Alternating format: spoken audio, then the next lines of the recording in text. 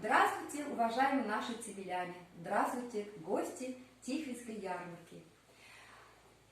В поселке Канары Цивильского района проживает удивительно интересная, очень талантливая женщина Екатерина Евгеньевна Николаева. Она у нас работает в детском садике Хуна поселка Канары. Она также является почетным работником общего образования Российской Федерации. В современное время люди вернулись к своим традициям. И Екатерина Евгеньевна у нас изготавливает очень красивые, оригинальные обереги. Обереги куклы. Екатерина Евгеньевна, прошу вас. Добрый день, уважаемые любители народного творчества. Сегодня мы с вами поговорим об оберегах. Что такое оберег?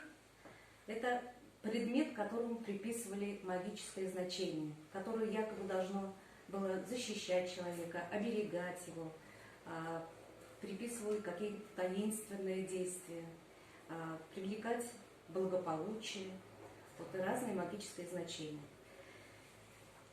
Люди издревле изготавливали эти обереги до рождения еще человека. Будущая мама изготавливала первый оберег, который носила у себя на груди. Затем, после рождения ребенка, его сжигали и изготавливали новые обереги. И вот так в течение всей жизни на разные случаи жизни изготавливались обереги, защищающие человека. Вот сегодня мы с вами будем изготавливать вот такие вот небольшие обереги. Здесь они чувашские обереги, манисты есть монетки. Вот для изготовления оберегов не использовали ножницы, не использовали иголки.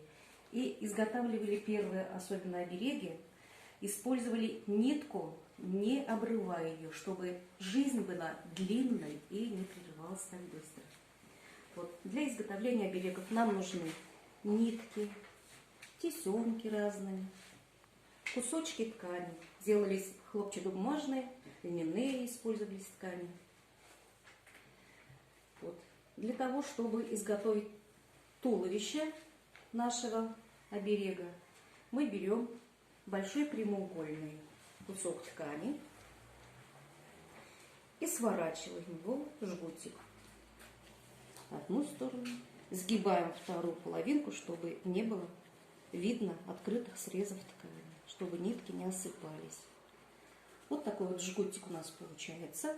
Мы его складываем пополам. Аккуратненько. Это получается у нас туловище. Вот такое вот туловище получается.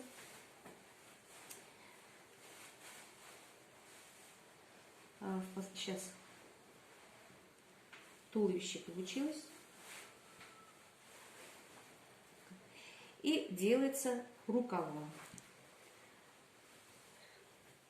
Для изготовления рукавов тоже берем прямоугольник меньшего размера. Но его с двух сторон рукава складываем открытые срезы, чтобы рукав получился аккуратным. И тоже начинаем сворачивать в жгутик.